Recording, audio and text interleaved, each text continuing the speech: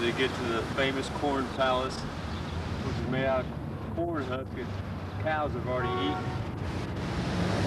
We got famous people wanting our autographs today. They're driving around. The girls are embarrassed. Let's go, John. Lovely lady. They do not want to be seen with us. This is Kurt reporting live. What's your pose? Too close. I don't know. You're the one taking a picture. Well, that's all right to his. Okay. My name is Daryl Alright, do you Custer. want me to take your picture like that? Sure. I'm talking about the picture. Karen, you don't have to worry about your hair. I'm Daryl Custer. This is Chief Indian running off. You guys look so stupid. I had never taken it. I know. My mouth is so bad. You just take your mouth saying all kinds of retarded things running off. Please go. Do that again, Chris. Oh, look at the little bag. The corn palace really looks neat, John. Hey, John. Look at the little bag. I see one that looks like, just like Vicky. Did you hear that, Vicky? We got Vicky's picture. She ain't even here. We're gonna go in this little store.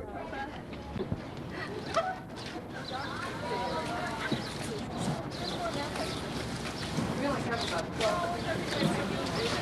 Smile.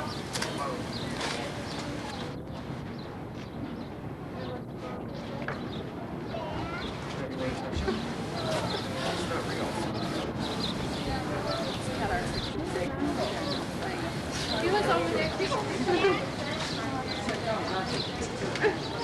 We gotta get one of Don.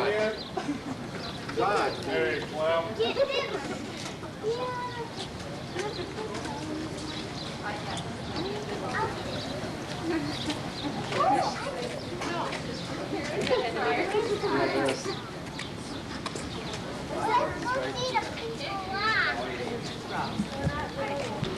Commentate, Kurt. What you now see in this video recorder tape is Mitchell's Corn Palace as John scans the front. You see husk. You see over 1 million ears of corn that were harvested in the local fields right outside of Mitchell by Scandinavian workers imported from Russia. You see Stalin's picture up here, and Where's that? right down here, kind of right in front of you, right there. That's Joseph Stalin. This is a communist-ruled town here. The kids, the dogs, everything, communist, Ruskies. This is where they filmed the movie with Arnold Schwarzenegger, Red Heat. You have to walk the streets with caution. Good thing we brought our gun. If you look down the street, deserted. Got roadblocks up, keeping the Americans out. Me and John are undercover right now.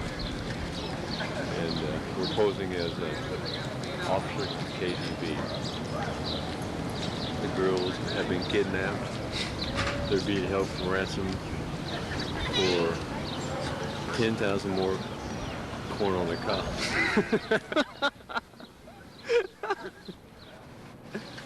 So our job is to seek out and find people willing to get Commentate on them too.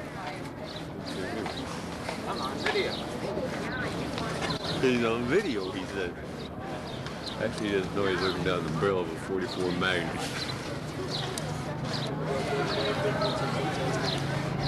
Here comes a local KGB officer. Where at? To your right, driving across the street. Carrying his bazooka on the side, walking with the mayor of the town, who's kin to Joseph Stalin, which was his great-granddaddy. He looks nonchalant like a country western cowboy, but really he's not.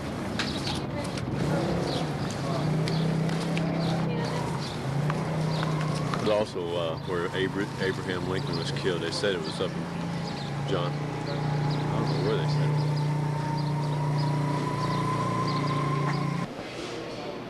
These are the heads inside the corn palace.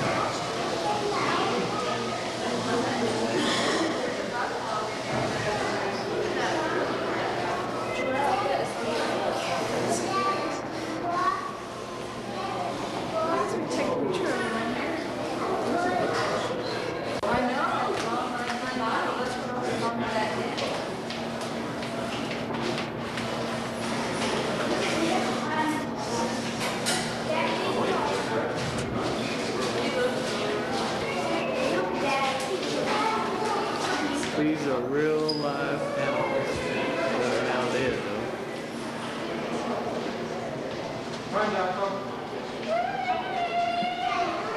Yeah, 1904.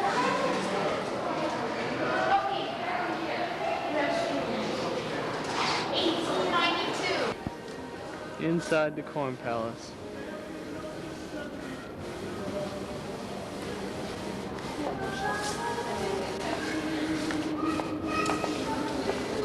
This is Chief running off Smile. Dad. Maya. You think I have Steve knees? This guy's got real stiff knees. Where you at? That's what Buddy's feeling there. Remember, Judy, we seen that movie about that Indian? What do you think, Chris? You think I'm a goober? Yeah. He's gonna be on tape. You want me to take a picture here? You know he does. That's why when you get over. You've taken long enough. Okay, good. Nice beautiful day down here. I'm taking a picture now of the Badlands right before we got to some city. Wrap it up in your paper. Wow. We've been on the road now for 19 hours. Really? I'm sure it's not. And been making pretty good time. We got John in the front seat there. Master Hounds. Yes, he does look good and shabby. We got Chris, we got the back of her hair. She didn't have a hat on a while ago because she was disturbed with the way she looked. You gotta see her bangs, though. But we said we didn't have too many people, friends, who was going to meet us out here. So we told her not to worry about it, and she calmed down, got back inside the car. She had a hard time keeping up with it, going 70 miles an hour, but we're doing okay now. We mellowed her out. We put her in the trunk for about 10 minutes. That got her calmed down. Going past John again. There you can see how cool he's acting. Panning over here to my loved one who is ducked behind me. I cannot get a picture of her head, but we'll do that later. So, for you who want to know what's going on in this world, that's the Badlands. I don't think it's focused in very good, but I'll sign off for now. There's a good shot. Get this shot up there for you. John says get a good shot. I'm going to shut this off and see what we're talking about because my eye's about ready to go blind here. Does sound like Barbara. The view of the Badlands out of the window, 1:30 p.m. This is what it's looked like for about the past 5 hours. Really exciting. We'll pan around again. We'll go this nice and slow here. Don't get too out of focus. Yes, we're coming into the car. Who is that? I don't recognize the hair. Yes, yes, that's Chris. You can tell the big improvements in the last 5 minutes. Yes. Going to John. Still got the sucker stick. Yes, anything to kill time. That is why we were video recording. What does it look like here on the Badlands on the left side? With my expert photography capability, it does look bad. Yes. Now back to Judy. Yes. Look at the hair. Yeah. Look at that hair. We are zoomed in. Judy, say hi to me. Hi to me. That's good. Turn this way for the camera. One time. Come on. No. We're wasting film. I know, turn the camera off. Okay, it's off. You believed me, didn't you? No, because I didn't turn around. I know. Well, that's a good profile. We'll use you as a mugshot for the police. We're back to the Badlands again. Haven't changed much time. What time is it, folks? 1:34 our time. 1:34 John's time. You can see the Badlands. I do not know how well focused this is, but we'll try it anyway. First time experience. I'm getting a reflection of some kind of magazines in the window, so that ought to turn pretty good. So we've had a vast improvement in scenery anyway. We went from grass to rock, so we're doing fine now. This lifted our spirits quite a bit. Yes. This is Kurt Lamborn in the white rocket signing off. Just another picture of the Badlands. Might be a little bit better focused. Look straight in front of us. That is straight out the front window. John is driving with his head underneath the dash. We are again, folks. If you can tell anything of my fantastic, there we go. We'll shut it off. Drug sign. Look, get Picture it. of the Badlands rough right here, folks, again. It's 1:38. Pretty bad, huh, folks? Can you see Mount Rushmore? See the heads right in the middle? Yeah. Yeah. Yeah. Come back into the old car. Didn't it say next stop Muldrow's about 10 miles back? Roughly, probably 5 miles off Interstate 44 is a valley in the Badlands. We are in the Badlands National Park, where we will see possibly wild buffalo, prairie dogs, jackalobes or something like that. They're antelope mixed with a jackrabbit. Got horns, really neat animal. It's like a canyon with horns. Grasp some of the beauty of all the years of rain and erosion here on the hills. It looks like a miniature Grand Canyon.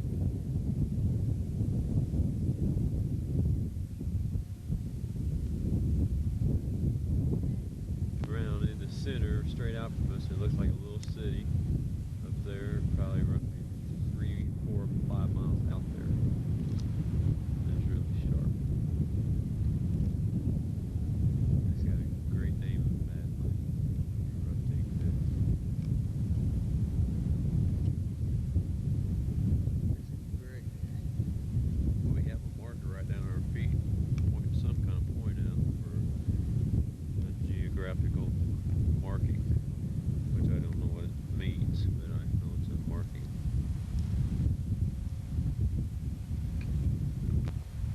Wild cactus growing out in the Badlands.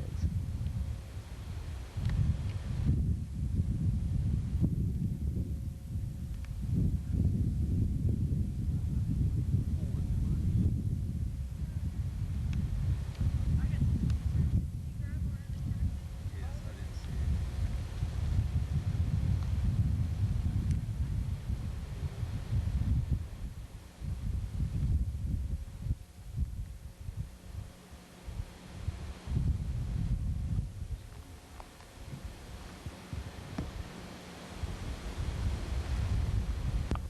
another viewpoint from the Badlands.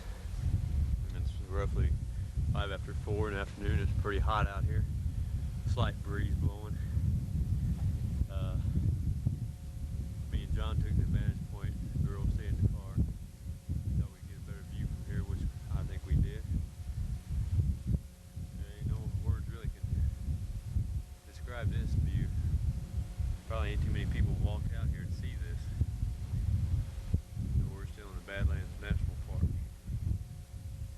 It's really pretty. And this is just our first day of vacation.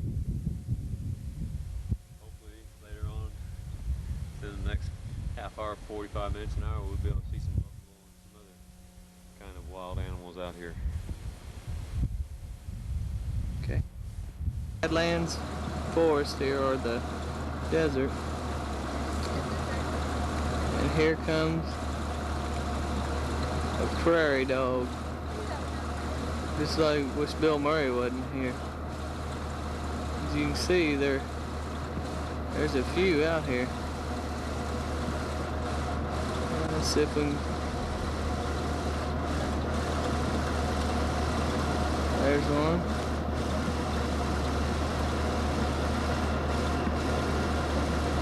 They're all scattered out there. See them out there?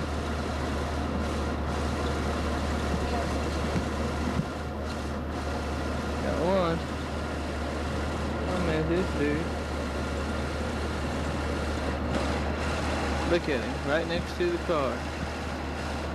I'm within about 15 feet from this one right here. He's sitting right at the edge of the road. We got just sitting outside the car.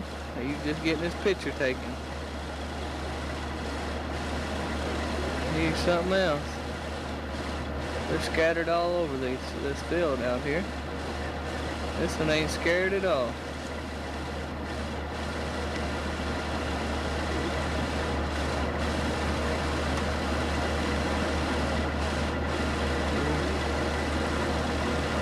See him moving around there?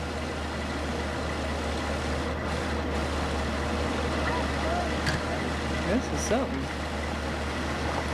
There's a van pulling right behind us now, and he ain't even scared. He's just sitting there watching them. Watching that van pull off. He turned his head a little bit. He's just peeking around. He ain't worried about me. We are now viewing the Black Hills just south of Rapids, South Dakota. It is 7:16 p.m. Saturday night, and we're probably roughly 15 miles now from the Black Hills. Real pretty evening turned out to be. We're staying at an expensive, well, we see who Real that is. expensive. Can't say. That's right. You hear Judy back here, and that's what it is, a waste. So I shall shut down. John says this is beautiful. Oh, we won't get to them for a while. Well, the snow isn't at where the cabin is, but it's on up a little bit. What's this? What's this? Okay, that ain't nothing.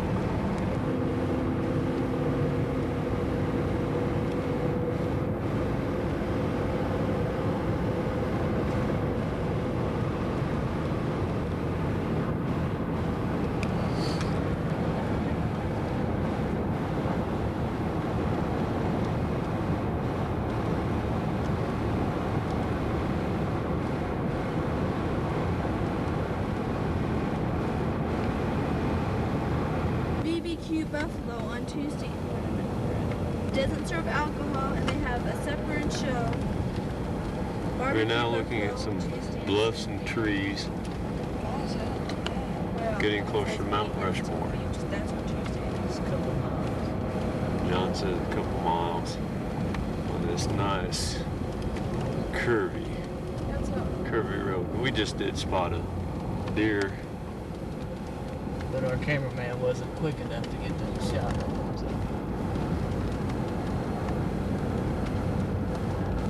All right, do you guys want to go on down a little bit and see, or you want to eat there, or what? We're in, what town are we in, John? Rushmore. Not Rushmore. Well, I thought it was the name of a town here. Yep, it's the major shopping. There's barbecue ribs, chicken. You can hear Chris in the background, her main objective. And Judy's. Really, we're gonna be shopping. Here's Keystone, South Dakota. We're fixing to enter that historic Ruby Falls that I'm centered on right now. Downtown Keystone. We're fixing to eat supper and then we're gonna go up. That point right there, you can see the tram bars on the right of the tram. We go up to that top of that mountain where we can see Mount Rushmore. There it goes. There they go. Signing off. America. The time now is 20 till 10, Saturday night. We have now arrived at Mount Rushmore. We are anticipating the lighting of the president's heads. Left to right we have President Washington, Thomas Jefferson, Franklin Roosevelt, and Abraham Lincoln. It is quite breathtaking. Beautiful night. It's really about 75 degrees, no humidity. Beautiful. Just, I don't know, no words for it. Now we are partaking of the view of the two rear ends of Evansville, Indiana. They're turning around and looking. They must have heard us speak of their. Here comes, yeah, they sure did. They're waving. That's Judy's big wave. Hi, that's what she says. Her enthusiasm is pouring out.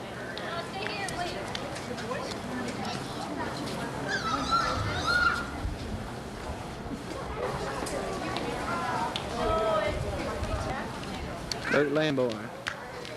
The narrator of this movie. Ken, 942. Like me. My head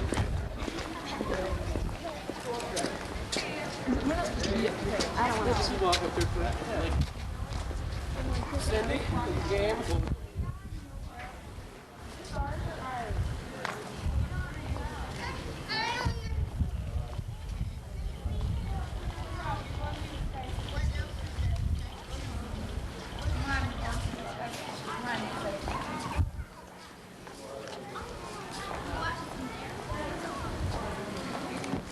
Chris and John. It is about 1:45. Gentlemen, welcome to Mount Rushmore National Memorial at 9. So if you're interested in making national parks a part of your vacation, you might want to talk to myself after the program. I have some brochures that show where all those parks are, tell a little bit about them, and that might help you decide if you want to go by some of those other interesting parks. How many of you here from the United States? Most everyone. How many of you live within 200 miles of a National Park Service area? That's pretty good. Actually, you might find this out, but every single person who raised their hand the first time, with very, very few exceptions, should have raised their hand the second time. Because there are National Park Service sites within 200 miles of nearly every human being living in the United States, and that's a huge system. And the problem is the system is in some places overused. Overused in places that you recognize, like Yellowstone or Teton or Yosemite or Shenandoah or Everglades. And a lot of those parks are becoming endangered because they have such heavy use. And yet a lot of us don't even know what parks are right next to us. Smaller parks that are just as beautiful that just don't get the visitation. And so you can help out the National Park Service if you do things like visit during non-peak visitation days and hours, or to go to parks that are a little lesser known where you can see the scenery and not overcrowd the park. And you can do a lot to help it. And there are other things that you can do. For example, has anyone here ever visited parks? And that tells you that the national parks are something to use and enjoy, but please not abuse and destroy, because we won't have them forever. And that's what we want to do. And the biggest threat now to the national park system, does anyone know what the biggest threat to the national park system is probably today? A number of different ones. People mention fire. Fire is natural. And the biggest threat to the system that we perceive is not natural. 90% of the scenic vistas in the United States, like Mount Rushmore, 90% according to the latest National Park Service research, are affected, obscured in some way by airborne, human-produced pollution. Most of those are SO2, so Rushmore. About a week ago Wednesday, you would have had trouble seeing Mount Rushmore through the smoke from the Galea fire over in Custer State Park. And what that says is even with rain today, fire danger in the Black Hills is always high. And it always hurts me when I walk along the trail and I see a cigarette butt laying on the ground, because every single one of those could potentially burn another 18,000 acres. And the really sad thing is, if that fire comes this direction, one of the reasons we wear the Smokey Bear hat is because rangers are asked to fight fires. And that can be bad, because if you're in a fire, you have this trouble, you could be burned or something, and I don't like that, you know? So I'm honestly telling you, if you leave your campfire burning, or if you throw a cigarette butt out the window, or if you just even lay it on the ground, even if you think it's out, if you don't put that in an ashtray, that means you might be starting a fire. And odds are that you won't have to fight that fire, but it's quite possible that I may. And so remember, the life you save very well might be my own. So please be careful. How many of you? Yeah, thanks. Okay. That's an important one to me. How many of you have cameras? Quite a few of you. And I see a lot of very pretty 35 millimeters here, and some nice VCRs. We also see a lot of things like instant cameras, or Instamatic, or automatic cameras. They have built-on flash attachments. How many of you have those? You have a problem. Mount Rushmore is 1,400 feet away from where you're sitting. Your flash is made to go about 20 feet. If you figure that up, if you were to take a flash picture this evening, your picture would come up about 1,380 feet short. So you probably get some heads in the picture. Not those heads. You get the heads of the people sitting in front of you, and they'll probably wonder why you're taking this picture. But honestly, those are great for the Christmas tree. They will not work here. And I swear, when the lights come on, you'll see those things going off. It looks like an old-time movie here, all the flashes going off. If you have someone next to you taking a flash picture, look at them and laugh. Just go, ha ha ha. Because they're wasting their film. And I'm just trying to help you out. Honestly, it will not work. There's no chance. It's not one of those we might as well fly, and unless you really like those people sitting in front of you, or maybe you can get a picture of me. I'm pretty close. But if you have a 35 millimeter, you can set a nice time exposure. If you don't, you might want to get a postcard, and that'll probably help you out. One last very important thing. At Mount Rushmore, we had a wonderful safety record. We're very proud of it during construction. I guess they did. It was before I was around. But over the 14 years of construction here, with all the hard work and the heavy drills, the dynamite, things like that, there were very few injuries. There was not a single fatality. Not one workman lost their life working on Mount Rushmore. And the sad thing is, sometimes we have the opportunity to have more accidents here in the amphitheater in one night than they had in 14 years of construction. So please be careful. Our roads are treacherous, and it doesn't seem, most people see a 35-mile-per-hour speed limit sign, they say nothing is a 35-mile-per-hour road. But I've cleaned people off of those roads, and it's no fun to go off the edge of a cliff and fall. So please be careful on the roads. The trails are strenuous, and so please, there's a lot of time. The lights will be on until 11, the trail lights. So take your time, take a rest if it's getting too strenuous. And a special problem, these benches. We find children like to run on these benches, like to run back and forth across them. It looks like fun. They're aluminum. And they get very slick, and you can fall down and cut yourself or break a bone or something like that. Not a lot of fun. And so please, children, I want to ask you especially, don't let your parents run on our benches.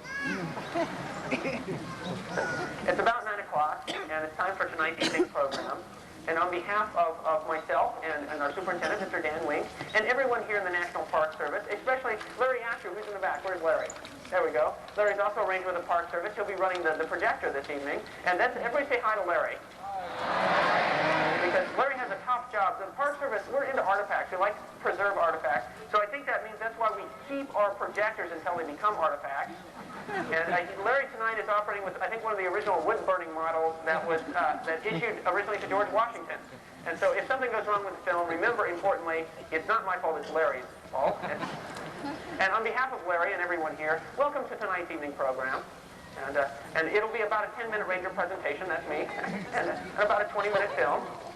And I'd like to talk about, well, I should say something about myself first. I've been here at Mount Rushmore for a while. This is my 4th summer with the National Park Service at Mount Rushmore National Memorial. And in 4 summers, you hear a lot of questions. How many of you asked a park ranger a question today? Quite a few of you did. Actually, I hear thousands every day. I've heard millions. And part of my problem with the evening program is with so many people here, there's probably 2,000 people here tonight, I really can't stand and answer all your questions. I couldn't even talk about all your flags. And that's a problem for me. So what I thought I would do, I thought that I would try to answer a single question for everybody here. And so over last winter, I sat down and I did some research, talking to other rangers, to decide what was the most difficult question for a ranger to answer here at Mount Rushmore. And I came up with one. I came up with a question that every time I hear it, I kind of wince, because it's so hard to answer. It's so hard to put the answer into words. And what I thought I would do this evening for about 10 minutes is help to answer that very difficult question. And it's an odd question. You know, a lot of questions that we hear that sound like they would be difficult, things like how are Mount Rushmore carved, those are simple. I mean, that's a cut and dry process. I've read a dozen books. I've talked to a dozen workers who worked on Mount Rushmore. Like any other ranger here, I could explain in great detail every step of carving mountains. That's simple. But this question isn't so cut and dry. And a problem is I hear this question all the time. You know, it's almost hard not to ask this question. When you come here and you see how big Mount Rushmore is, from the top of the head to the chin, each of these figures is 60 feet tall. A nose alone is 20 feet. If they were carved head to toe, they would stand 465 feet tall. That's a human being twice the size of the Statue of Liberty, almost as tall as the Washington Monument. They'd have to duck to get under the Gateway Arch. And if they waded across the Mississippi River, they wouldn't even get their knees wet. This summer, not even their ankles. But that gives you an idea of size. And the amount of work that went into this, if it's that big, 360 workers took over 14 years and just under $1 million, which was a lot of money during the course of the Depression, in order to remove about 450,000 tons, about 800 million pounds of rock from the face of Mount Rushmore to make it look the way it looks today. And when you think of all the work that went into this, I mean, when you think of all the time they spent on this and all the work and all they did and all the risk, it's really hard not to sit back and ask the question, why? It seems strange, you know? It's not something you do on a whim. You don't get up in the morning and say, I'm going to carve a mountain. You know? If you ask your best friend, what are you going to do today? They say, I'm going to carve a mountain. You think they've been hit on the head. Because it's so much work, it's something you don't think of doing. And so that's the hardest question, I think, for a ranger to answer is, what do these people have to say that was so important to them that they had to choose such a difficult way of saying it? Or literally, what does Mount Rushmore mean? And that's such a difficult, though someone has an answer there, but there are a lot of answers. And the reason that's a difficult answer to make is because, like this person or any other person here or me or anyone, everybody has a different conception. It's not something that myself or any other ranger can just tell you. It's not something cut and dry. It's something that we all do. But the thing I can do to help answer it is tell you what the sculptor meant. Because the sculptor had very good explanations for why to carve presidents on the face of mountains. He wanted to carve a face of a mountain partly because it's big. This was started in 1927, and the 20s were a great time for America. We were riding high, our economy was great. We thought ourselves personally responsible for winning World War I. We thought we could do anything. And so the sculptor wanted to represent that size. He said, this will someday be known as the Colossal Age. And yet we do not have a single monument in the country that's as big as a snuff box. My big mission in life, he said, is to make people see art in a big way and get away from all that petty stuff. And that's one of the things he meant. But, you know, he had more intention than just proving he could do something big. I mean, there was a reason for the size. It represented something that he thought was important. It represented the American people. I mean, he talked about colossal art that was human and soul-stirring, carved to a scale with the people whose lives it represented. More than just big, it's permanent. Carving in the stone means it will last virtually forever. The sculptor wanted some kind of record for America, a record that was, as he said, built in the crust of this earth. So it would have to melt or by the wind be worn to dust before it would, as Lincoln said, perish from this earth. Now, if the sculptor wanted something that wouldn't perish from this earth for a long time, he came to the right place. This stone is extremely hard. During construction, they hired a geologist to see how long Mount Rushmore would last. And that geologist came up with a rate of 1 inch every 1,500 years. Less than the thickness of your fingernail since 1941 that Mount Rushmore has eroded away. We find out now that that person was probably pessimistic. Some studies are showing that this stone has not eroded measurably in more than 4,700 years. And it means that this is a record that will last for well over 1 million years. So the sculptor wanted a record and he wanted it big. And that doesn't answer my question. What was the record supposed to be of? And he had explanations for that also. This is a monument to America. A monument, as he said, to the foundation, preservation, growth, and development of the country. And he had good explanations for why to choose these presidents to fit that design. Washington, for example, represents our foundation. The first president of the United States, the general of our continental armies, he's the person who presided over the first Constitutional Convention. And the document created there, the U.S. Constitution, the oldest document of its kind in the world, explains why our nation was founded in the first place in its preamble. It says, "We, the people, in order to form a more perfect union, establish peace and justice, ensure domestic tranquility, provide for the common defense, promote the general welfare, and ensure the blessings of liberty to ourselves and our posterity, to ordain and establish this Constitution of the United States of America." Now, the sculptor would argue, what better way to represent the blessings of liberty to not only ourselves but our posterity than by carving George Washington's face here, will last for as long as our posterity will, for millions of years. Thomas Jefferson also represents our foundation, the foundation of our political thought. He authored the Declaration of Independence. And he represents our growth and development as the president who purchased Louisiana Purchase and doubled the size of the nation, bought the land that you're sitting on right here. Abraham Lincoln represents our preservation during the difficult times like the Civil War. And Theodore Roosevelt represents our growth and development. Internationally, politically, on a world level, economically, he represents our growth and more the spirit of our growth, the spirit that made our nation grow from sea to sea. He represented that spirit of always trying against the odds. He said, "It is sad to have failed, but it is far sadder never to have tried to succeed." He also represented the spirit of never giving up against those odds. He said, "Far better it is to dare mighty things, to win glorious victories, though checkered by failure, than to take rank with the poor spirits who neither enjoy much nor suffer much, because they live in the gray twilight that knows not victory nor defeat."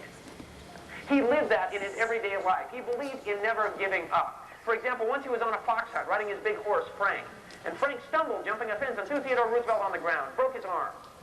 He didn't give up. He got back up on his horse. He finished the hunt, not 100 yards behind the pack. That night, he went to a ball in his cutaway coat and his arm in a sling. And he explained that he didn't begrudge the broken arm a bit because of all the fun he had had on Frank. He said, "I'm always willing to have paid the piper when I've had a good dance, and sometimes I like to drink the wine of life with brandy in it." That's the spirit of our growth. And the sculptor would say, what better way to represent that spirit than by placing Theodore Roosevelt's spirited eyes here on Mount Rushmore where we would always see them.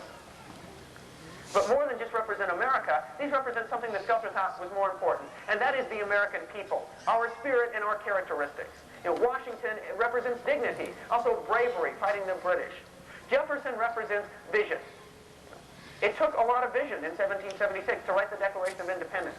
I mean, it was an odd thing to say. A small backwater British colony was challenging the British throne. He said in the Declaration of Independence, he said, "Governments are instituted among men, deriving their just power from the consent of the governed. That whensoever any government becomes destructive of these ends, it is the right of the people to alter or to abolish it, and to institute new government." What a silly thing to say. I mean, he was a small petty official in a small petty country challenging the 2,000-year-old British monarchy's right to exist. It was an unlikely thing to do, but it wasn't silly because that was vision. He saw that our unlikely country could be something important if we were willing to challenge what had never been challenged before. And he was facing odds with that. I mean, that was some vision. That was treason against the British Empire. You know, at the time, the penalty for treason wasn't pretty. You were to be hung by the neck, but not until dead. While you were still alive, you were taken down, and your entrails were cut out and burned before your face. And then your body would be cut into 4 pieces. Those pieces would belong to the king to do with what he will. It's commonly known as being drawn and quartered. It's not commonly known as a fun way to go. But Theodore Roosevelt was willing to face those odds because he had a vision of belief in our country. And if we hadn't kept that vision, our nation would never have been founded. It might not survive today. And the sculptor would say, what better way to make everybody remember that vision than by placing Thomas Jefferson's face here as he appeared in 1776 when he wrote the Declaration of Independence. Abraham Lincoln represents patience. And it did take a special patience to survive the Civil War. You know, at the time, the biggest challenge wasn't the war. I hate to tell people from the South, but the South was not going to win. The North had industry, the South had cotton, and you don't win wars with cotton. The North was just bigger. But the real threat wasn't that, it was the hate that was spawned from that war. The fact that people were willing to kill their brothers. You know, most people didn't want to survive. They didn't want the nation to endure. But Abraham Lincoln knew that it must. And he had the patience it took to overcome the hate. He said, with malice towards none, with justice for all. People even made fun of his patience. They made fun of the fact that he could keep his sense of humor during the hard times of the Civil War. And he responded with characteristic patience. He said, I laugh because I must not cry. He asked us to keep that patience. He said, let us have faith that right makes might. And in that faith, let us to the end dare to do our duty as we understand it. If we hadn't had that faith, if we hadn't had that patience during the Civil War or 100 other difficult periods, we might not survive as a nation today. And the sculptor would say, what better way to remind us to keep that faith than by placing Abraham Lincoln here? Well, he will always remind us of his own patience. Theodore Roosevelt represents the spirit of our nation's growth, and the four of them together represent America. A lot of words.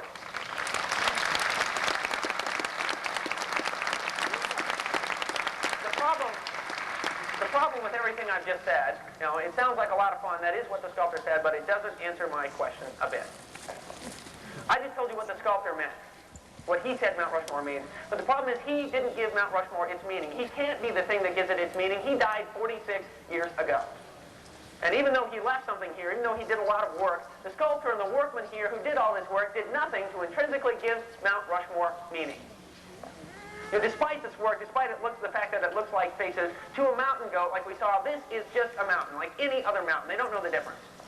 To a bird, it's just a mountain, like any other mountain. To this mountain, it is just a mountain like any other mountain.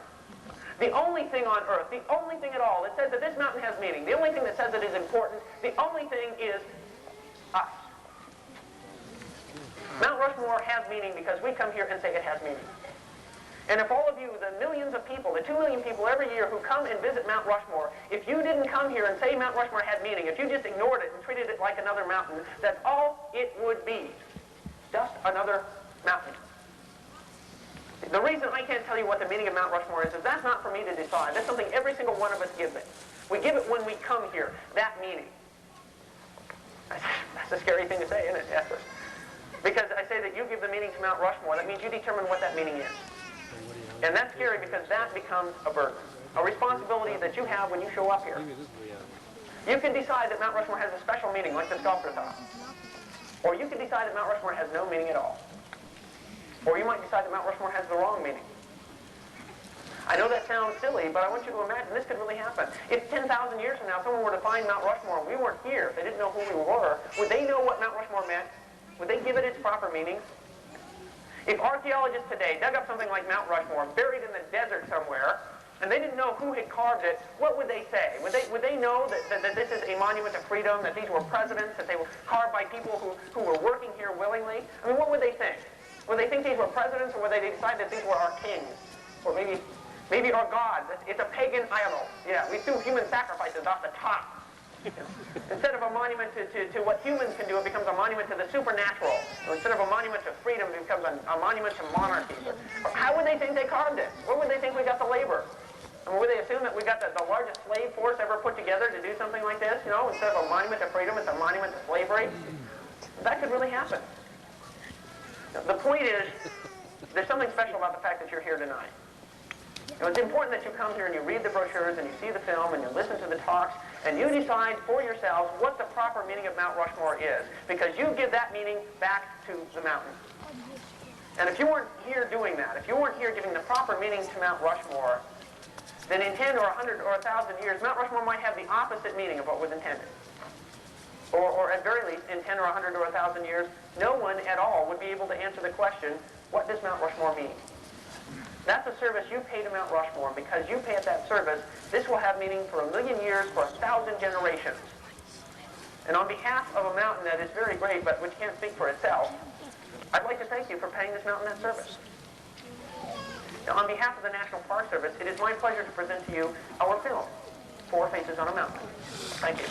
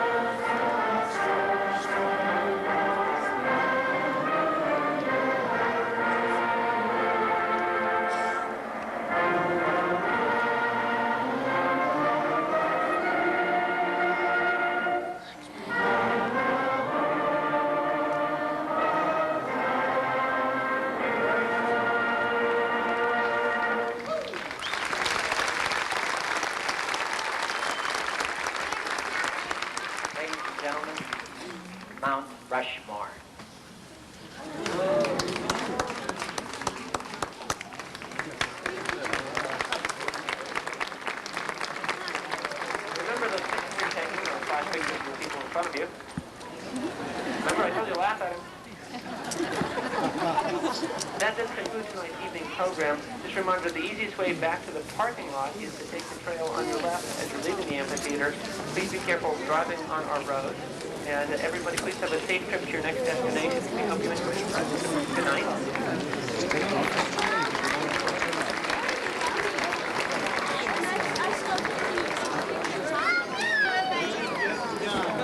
I want you to hold on. Before we get up from my mind.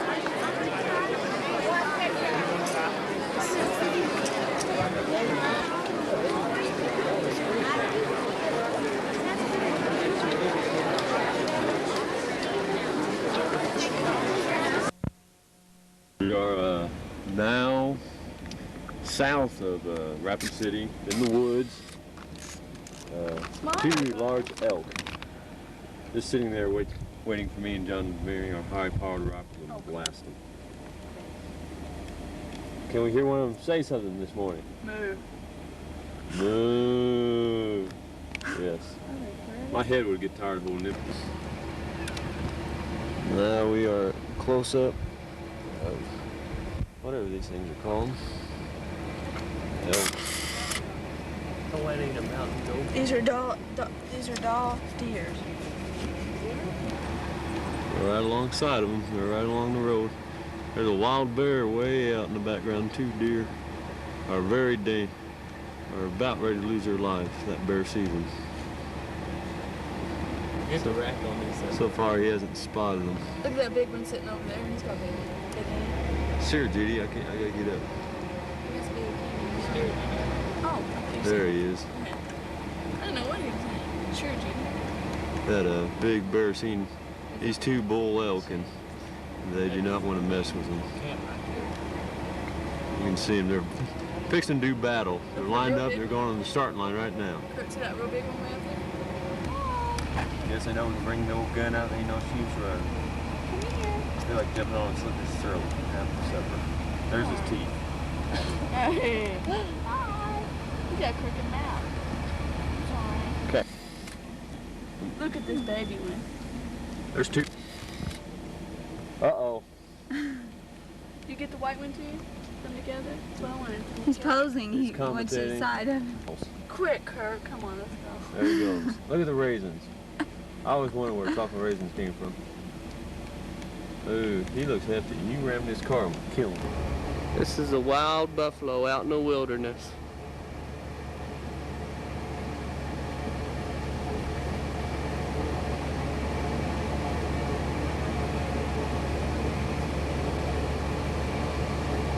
You know, Rocky Mountain bighorn sheep.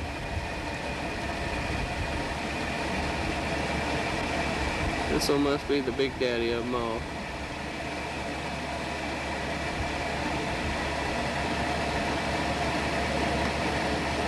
Long way, Kurt. You're supposed to go that way. It smells real good in here. Here's a baby black bear. Let's get a napkin.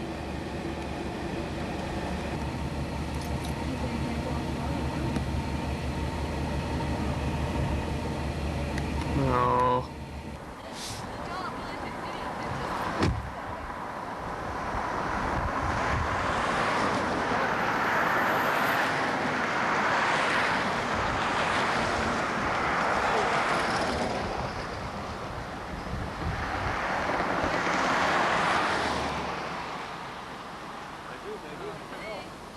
Go around, wave at the camera.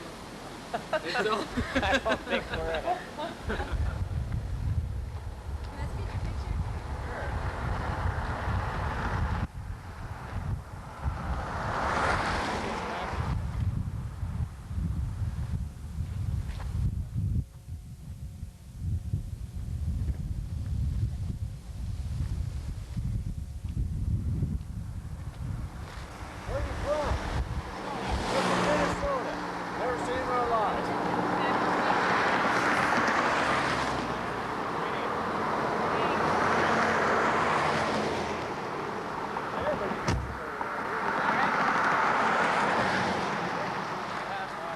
Not actually that far away, so.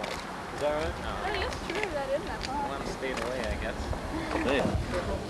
We're now Good afternoon, ladies and gentlemen. Those in the Sculptures Hall Studio and Indie Museum who have not seen 10-minute slide presentation explain the models and work on the models, will please come back to the main lobby and go into the theater. Slide presentation will begin in 1 minute. started Thank by you. Korzak Zilkowski, who now passed away in 1980.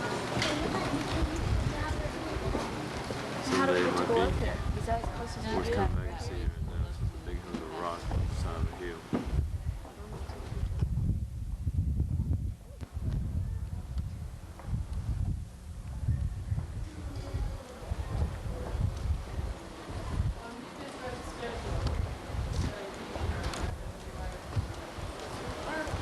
That's okay, huh? Well, if you can see it now, that is Crazy Horse. I think they started working on it about 30 years ago. Privately funded, no governmental money involved. I think they said it blasted off 80 million tons of rock. Pretty neat. You can see the horse's head. There's also hard to see other stuff involved. There's an Indian riding a horse.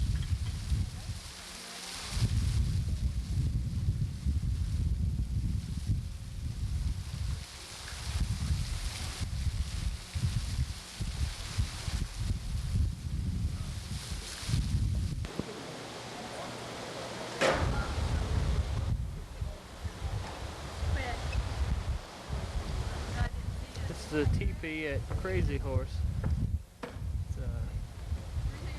It's not an original, but it's a good replica. There's Kurt and Judy just walking out. And they're wanting to take mine and Chris's picture. There goes Christy. Okay.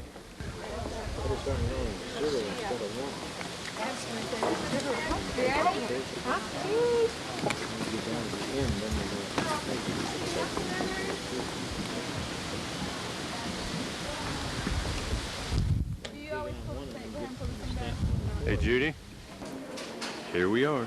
What's the name of the cave? Jewel Cave. This is the first entrance, main first level. We're 234 feet below the surface, headed down. So where else, if there's an earthquake, could we get buried deeper, cheaper?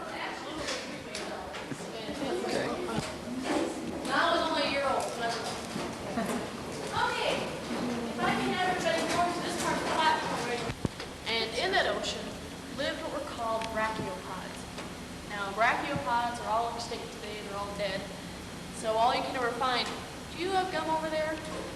Right over there, she's got some gum. I can have gum. Oh, that's what they said upstairs. I thought we could have gum. No gum. No chewing gum.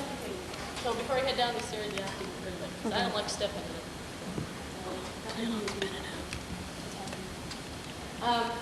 Now brachiopods are all extinct today. So all you can ever find are some of their remains as fossils and some rocks. That all the underlying layers became crushed and compacted until everything became so compacted that it finally came off. And all of this rock. I told you a little bit about the limestone, which is just one form calcium carbonate takes in Jewel Cave. Well, right down here and coating most of the limestone in the cave is another form. Now it's probably easiest if you look right behind you, because that's where my flashlight shines up the best. But these are known as calcite crystals. These are stalactites in Jewel Cave.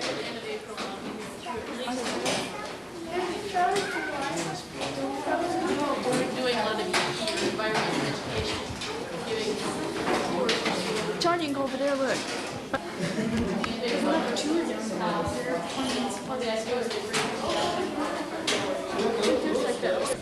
Does anyone right here have any idea as to where we are in relation to the surface? And don't say underground. Of course, it's cave is something unique about it. But if I can have everyone look out in that general direction, right out that. When they first came into this cave in 1900, they could have seen formations that looked like this.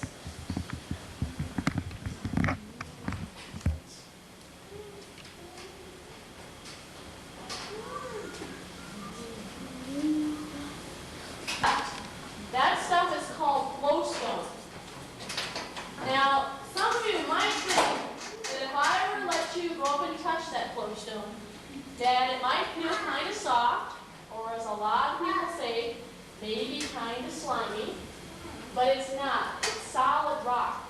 The only thing that makes it look that way is the fact that there is a thin film of water flowing over the top of that formation, just making it look that way. Now, up on the ceiling, in that same area, right up there, those are called draperies, or curtains, which is what you prefer to call them. And if you look back up on the ceiling towards me, you can see some rather good ones. We are now 10,000 miles beneath the surface. This is called Drury Boulevard. We have to go through this now. If you never see us again, maybe this film will reach back to the surface in a couple million years. This is Kurt, Judy, Chris, and John signing off. Pardon? It's hard to see in the cube? Yeah. It's alright when you get down here by the lights. Yeah. This part I can front you up. Further down you get. Now I'm not saying nothing would happen down there. I had a gentleman on my tour.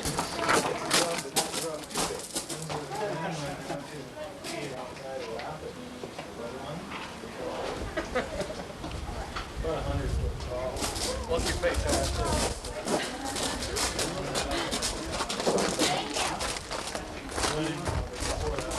It's stopped. I want to see it. Okay. Put your face in. Closer. Closer. Okay. You ready? Go. We're now in Wyoming, flat country. You ain't seen a house for miles. We just came through a real bad storm. We've come out to take a picture of the difference in the sky. We got sunset over here in the west. John is panning the clouds. We've just come through a real bad hailstorm. I was afraid it was going to hurt the damage the car. Hail was about the size of little golf balls. We're panning now towards the east, towards the mountains, coming around. That was a Safeway truck. Trying to make it safe, and man, we got lightning going like crazy. Panning over to the east, seeing the bad storm. We got the rainbow, which is really neat. You can see how bad this storm really is now. It was. Panning down towards the southeast now. South. John's on the one end of the rainbow. Storm seems to be getting much worse coming this direction. And John's going to probably pan up the rainbow. It's almost a full rainbow. It was when it first started. It's roughly, right now, our time, it is 9:20 our time, and it's still daylight. Man, we just seen lightning on a bolt of lightning. It was wild.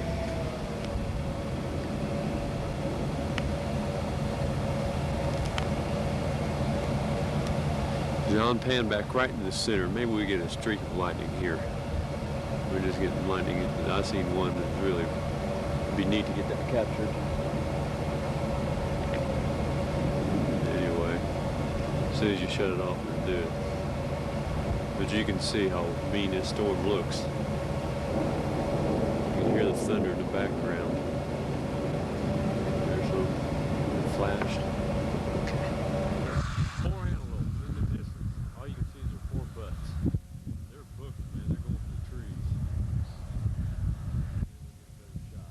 I'm scared of the guy out of the car. Okay, outside of Lusk, Wyoming.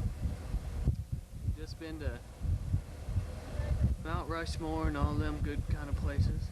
And we spotted some antelope. And they're just standing there looking at us.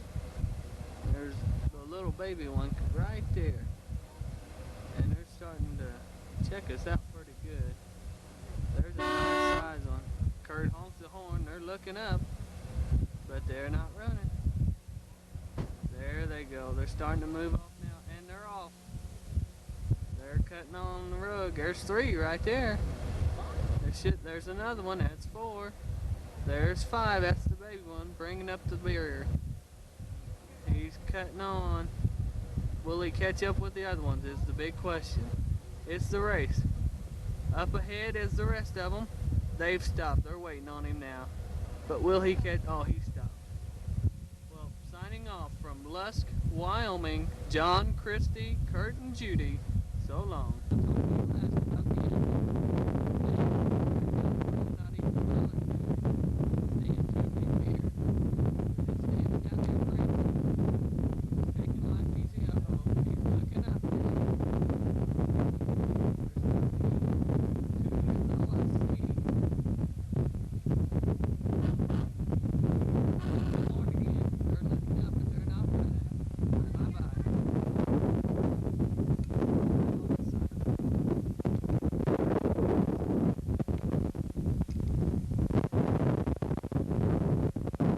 Jeremy.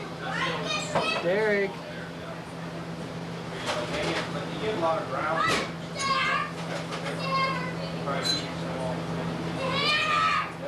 There he is.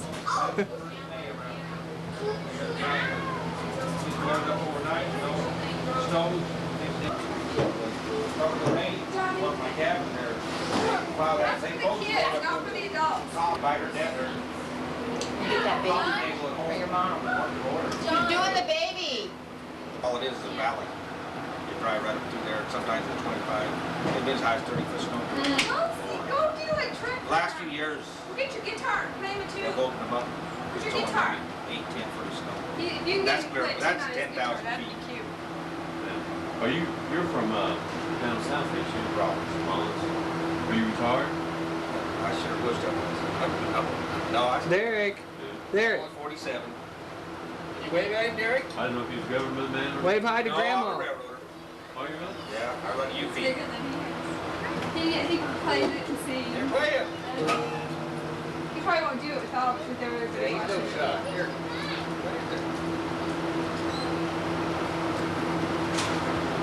I may as well be retired. I don't do nothing. You know, you get in the train and ride all I do. You engineer or you riding a caboose? I'm a conductor. Are you really? Yeah. We don't have very many cabooses. Very seldom. Yeah, caboose, I heard read articles that they're about this thing. They're going to go extinct. Now the government pretty well let them out of them. So we'll save back and forth. One day you go up, the next day you come back. Where do you haul? Everything. You railroads all that. Grain trains. A whole lot of grain. Now we got all these containers. See the containers on trains? The what? Containers stacked up on a train. Just like truck trailers, except they're just containers. I think I have. See trailers do a whole lot of that. That's getting to be the thing. All the trailers? Yeah, this trailer. Casper, Wyoming. This poor young man here, I mean, has went years and years and years without the Gripples barbecue potato chips. That's right, Gripples. Famous flavored chips. What? What? Does that taste good? It's got cheese on it, probably did. He has been delirious. His mother-in-law has been shooting him up with cocaine for 2 years now. That is no lie.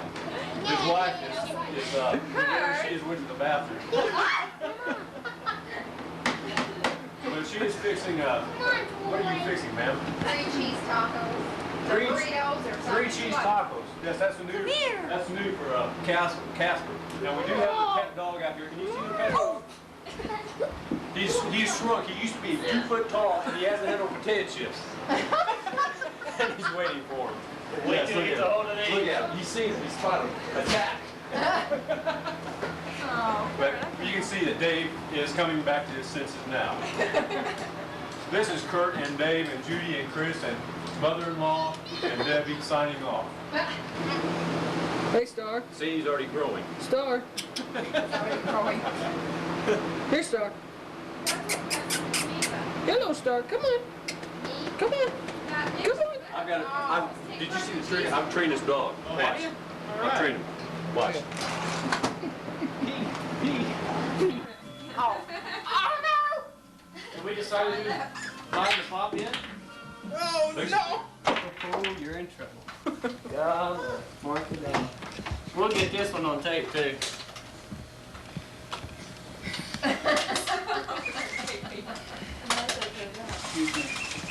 Try to get the power off.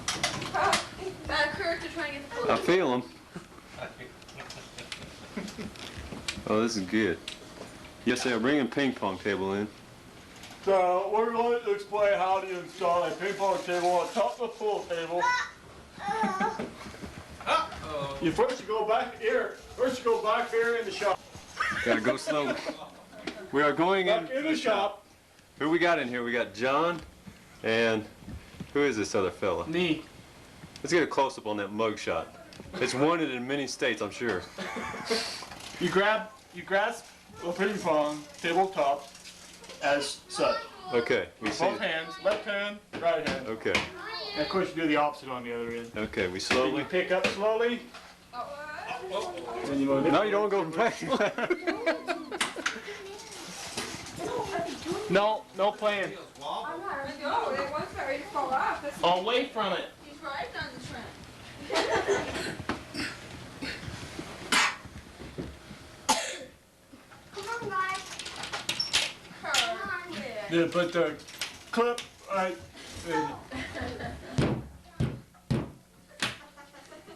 As such. Now what do we need? I was just gonna say, I never Ping pong The balls. net. The net. That's The it. net. The net's in the bathroom cabinet. Bathroom cabinet. This way. Like this way. Back this way. Bathroom We'll cabinet. pan over to the family.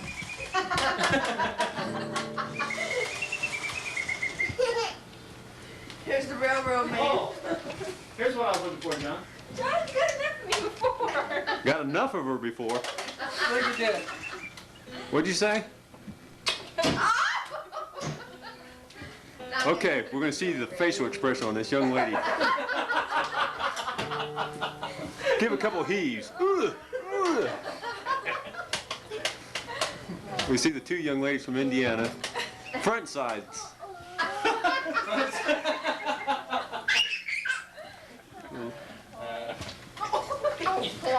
Setting the train. Get some wood. 9 o'clock is wrestling. 9? All right. Okay, we got wrestling coming on. Buck stops. Debbie? 9. And her mom tag team against Judy. And Chris. In one corner, we have mother-in-law. Yes, let's see that mug. Whoa! Whoa. Uh-oh.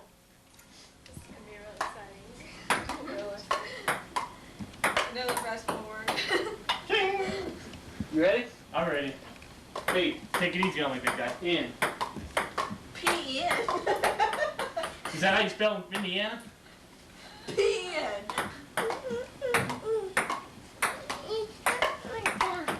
I count, Susan counts. House rules 1-0.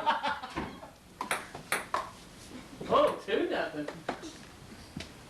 Eric, look at my hands. Oh. 3. That's cute. I've never seen that before. It's nerve. Oh. 3-1. They had some they were little miniature and you could just sit them anywhere. And 4-1. He's the- going. Oh! This was about this long and they You had playing? and they had He's little gonna stopper You gonna play? section stoppers on the table. And then it had ping-pong paddles that were like that big around. You played anywhere you want to go. Oh, you gotta get your net put up. Hey, hey, hey, come here. Come here. Okay, yeah. All right. Got it.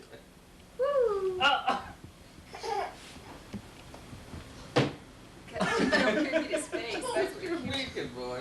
I know his face is He's so serious. Look at get around. He knows you gotta get on the edge.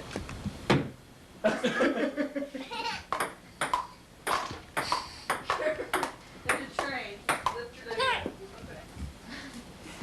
Okay. 5-2. We need a camera to put on everybody's camera. Net.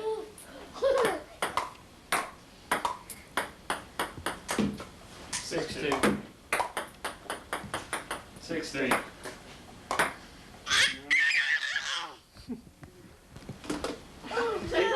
Wow, you're good, kid. 9-3. Here, give me a paddle. Here, give me a paddle. 10-3. I don't think too much at garage sales.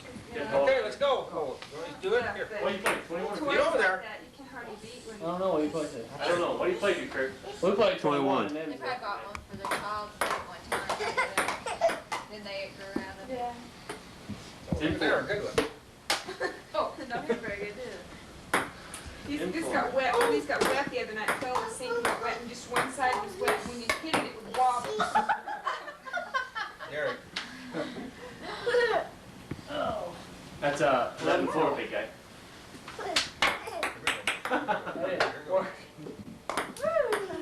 That's 12-4. They put it there. Don't Make it wider. It depends on what wet the table. But like even the kitchen table with both leaves in it isn't long enough. He likes to put it up on the big thing. Other end. Ooh. Here he comes.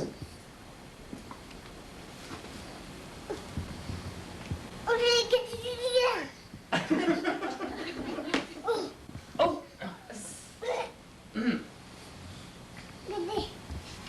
What is it? 13-5. What? Want me to hit it? Here we go. Here we go. 13-6.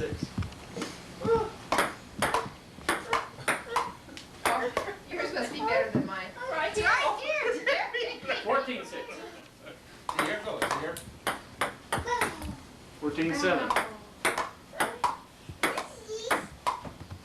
Ah. 14-8. Whoa. Well, Johnny's not very good. He can't even hit the ball back from you. Oh. Puts it right on the head. No, that's Johnny's John head. hit him on the head. 15. Oh, man, he just hit him on the head. I'm hitting, no landing. We'll do that in over. 16-15. No, we'll count that. Oh, 16.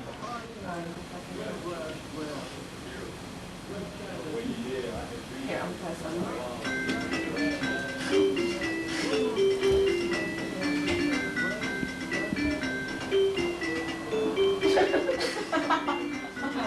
You're on the camera.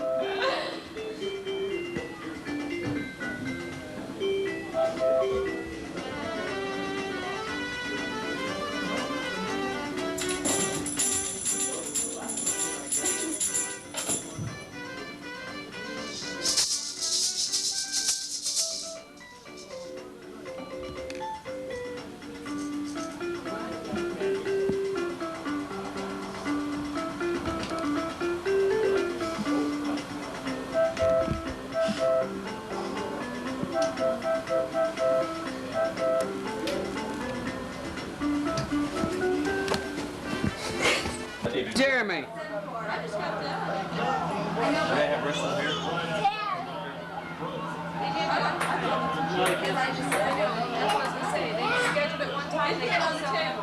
Let's get it figured out, Chris. I'll tell you what, I used to watch it all the time on television. I went twice to Evansville. I watched it at the Coliseum. It's so fake. So terrible. It is. 20 p.m. on Tuesday in the middle of July, and it's about ready to freeze to death up here. Snow has just melted this morning. There's been a flash flood down in Casper, and that's why we came up here. We have Wild Bill Hickok standing in front of us, number 27. You can see him live and in person during the summertime. He hibernates in the winter. We did have a rush of a mad dog here just a while ago, but Wild Bill used his trusty spear and shoot him away with a 35-yard javelin throw, which nailed him between the eyes. He just got done attacking and destroying a den of 110 rattlesnakes with one of that stick. We are right now at the elevation of 25,000 feet. We've just got off our air packs and we've been holding our breath, and I'm on one breath right now and haven't had a breath for 2 minutes. Let me go to my breath pack. We are on a ski lodge that is not in use as of this moment. We'll come back this week and go skiing here. The women are up at the ski lodge right now. They're afraid of the rattlesnakes, grizzly bears, and possums. Do you have anything to say, Wild Bill? Well, as you notice, We are signing off right now. As you notice off to my right, you will notice our official equipment we use to get up and down off the mountain when I like to be with civilization. As long as I'm not with civilization, I use these two pieces of transportation you see at the bottom of my legs. His hands. One, right, see, right and left. I've been away from civilization so long I forgot about Civilization? Civilization. What's that guy turn it on for? He's probably...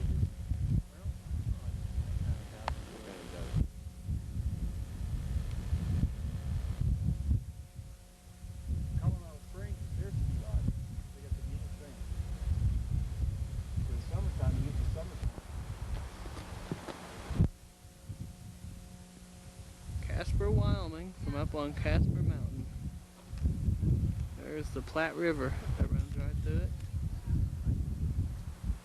Fort Casper was built around this.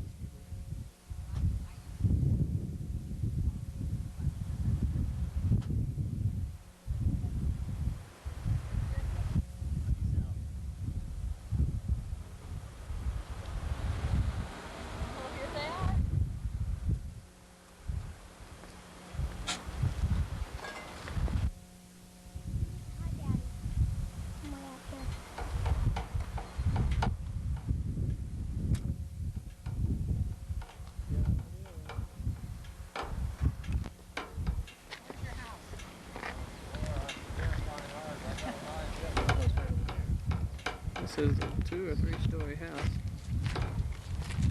from the top of Casper Mountain. John is penning the top of Casper Mountain. See in the center of his picture, the pole. That is where the hand gliders jump off from. They coast all the way down to the bottom of this mountain.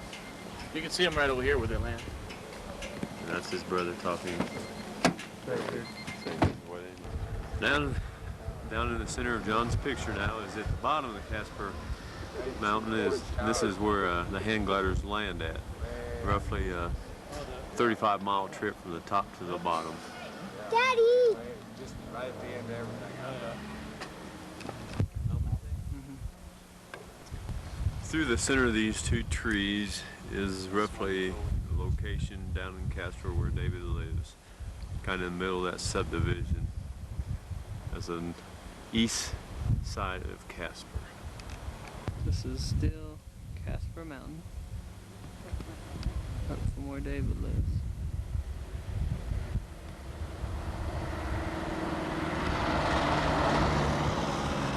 This is a female mule deer. We're same place that we were a while ago. Just turn around and just come out of the woods.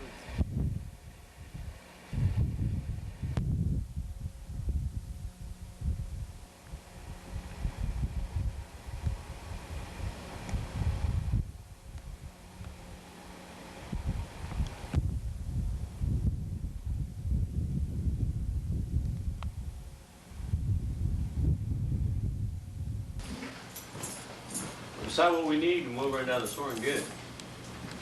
Yeah, we can just go buy hamburger meat.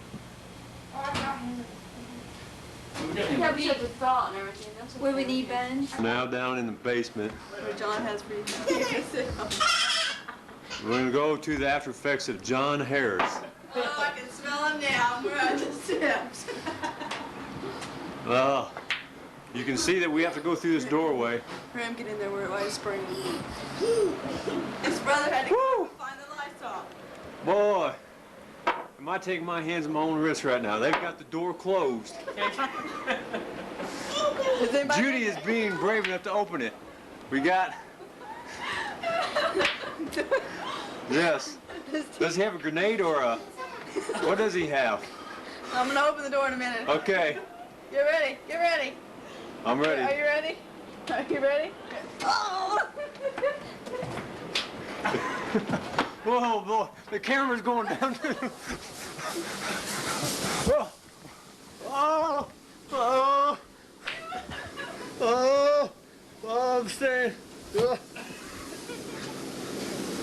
Oh. I didn't supposed to do anything to say girl pet. That good? I don't know which one it is. Yeah? But I got a pair of brown shorts and a red Reebok shirt turned inside out. Don't wash those. I'm wearing those each night I go to bed, so that'll need to wash. Central Wyoming. This is the Oregon Trail, where they came from the east coast of Oregon. They have it fenced in, so your delinquent minds and deluded minds wouldn't deface this rock. There's several names on here that you could read. This tablet presented and placed by Henry D.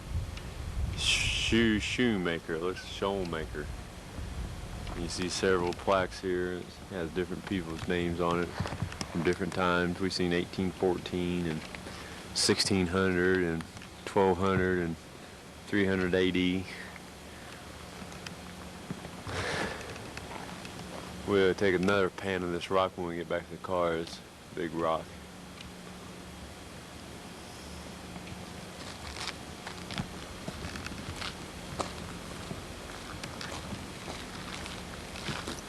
In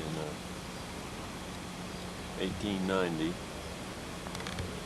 And this one heart symbol down here with two people's names is July 18th, 1893, so it's 3 years after Wyoming became a state.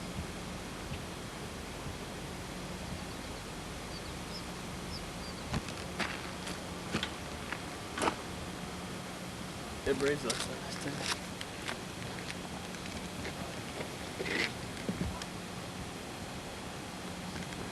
You're now seeing right before Independence Rock, the terrain.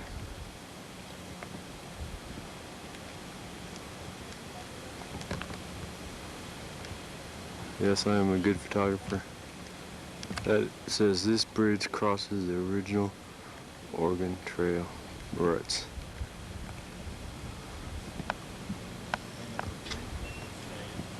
That is Independence Rock.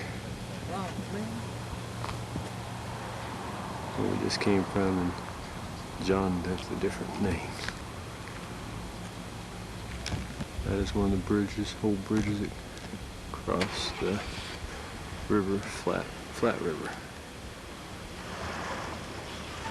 This is a picture of what it looked here at Independence Rock.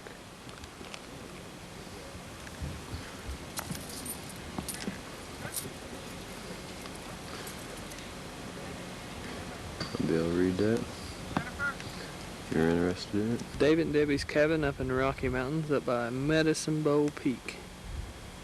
The last time we were here, it was only probably just a couple logs high, but they've got the outside finished.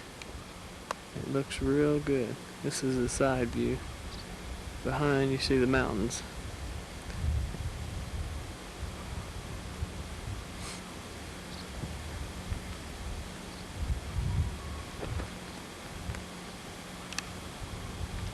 There's another nice cabin just right down the road from David.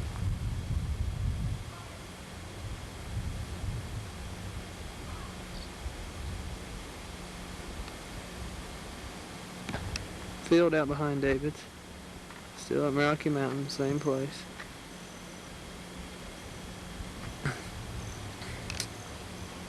Can't see it there, but it's coming into view. This is the creek.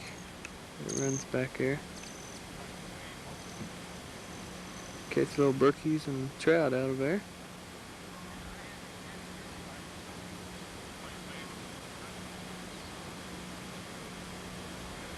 Those mountains.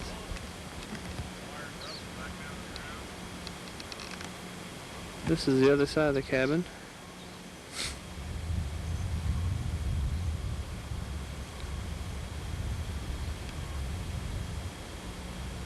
This is Christy with her hair up in rollers. Let's get a close up.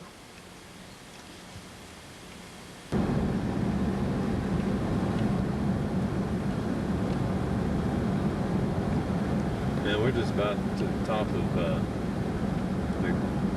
timberline. It's the snow up on the hills right outside of Denver, Colorado.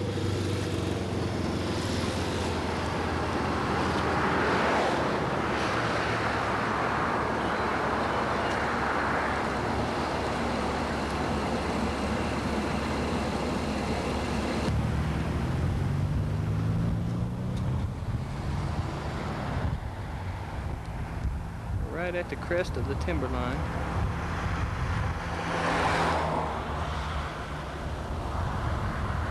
Eisenhower Tunnel, which runs under this mountain that you see right here.